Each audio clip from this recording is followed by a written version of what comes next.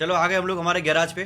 तो दोस्तों अब ये यहाँ से जाएगी और फिर पूरी नई गाड़ी तैयार होके आने वाली है। दोस्तों हमारी फाइनली फोर्ड मस्टैंग नई तैयार होके आ चुकी है। ये देख सकते हो इसकी डिजाइन क्या ही खतरनाक लग रही है ना।